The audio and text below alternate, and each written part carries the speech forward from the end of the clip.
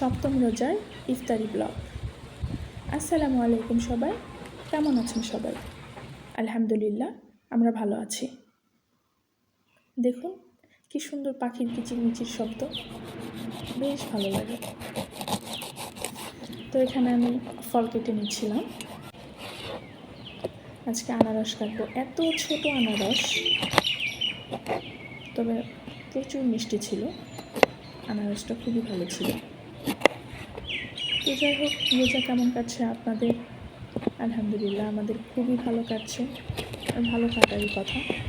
ওয়েদারটা ভীষণই মজার, বিশেষ করে গ্রামের দিকে। ঠান্ডা গরম মিক্স ওয়েদার, খুবই ভালো। তো যাই হোক, এখানে আমি পাখির কিচিরমিচির শব্দ শুনতেছিলাম আর ফল কাটতেছিলাম, বেশ ভালো লাগছিল। আশা করি আপনাদেরও ভালো লাগবে ব্লগটি। ভালো লাগলে অবশ্যই পাশে থাকবেন।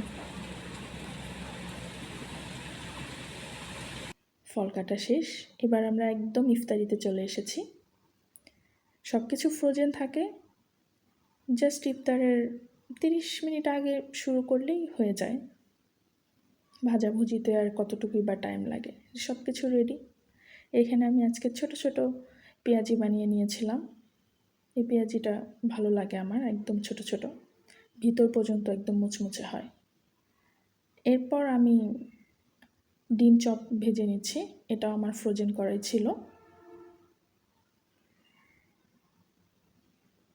আজকের ইফতারিতে কে কী করেছেন অবশ্যই জানাবেন। এখানে আমার ডিম চপটাও রেডি। এবার আমি একটা চিকেন সবজি দিয়ে একটা কাবাব টাইপ করেছিলাম। এটা একটু লম্বা লম্বা করে করেছি, এটা স্পেশালি জুভির জন্য। এভাবে করলে ও ধরে খেতে ওর হেল্প হয়। তারপর এখানে আমি সবশেষ যেটা করব, বেগুনি করব। বেগুনিটা আমি সবার শেষেই করি, যাতে শেষ পর্যন্ত একটু মুচমুচে থাকে, এই আর কি। তো এখানে আমি একে একে সব কিছুই করে নিয়েছি, লাস্টে বেগুনিটাও করে নিলাম।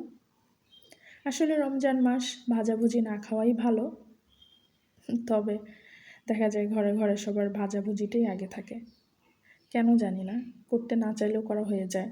ইফতারি না করলে আসলে কেন জানি একটা খালি খালি লাগে, যে কী যেন খাওয়া হয়নি এরকম। তো যাই হোক, রোজার দিন ভাজাভুজি থাকবেই, যতই না বলি না কেন। তো এখানে আমি আজকে একটা প্লেটার করে নিচ্ছিলাম ইফতারের, বাট শেষ পর্যন্ত ওভাবে আর করা হয়ে ওঠেনি, কারণ জুভি খুবই বিরক্ত করতেছিল, ওর হয়তো ভালো লাগছিল না। যাই হোক, আমি জাস্ট তাড়াহুড়ো করে একটা প্লেটার করছি, খুব একটা ভালো হয়নি। তো এখানে আমি সব কিছু নিয়ে নিয়েছি। আর ইফতারে যেটা না হলেই নয়, সেটা হচ্ছে শরবত বা অ্যানি জুস, যেটাই হোক না কেন, লাগেই কিছু একটা।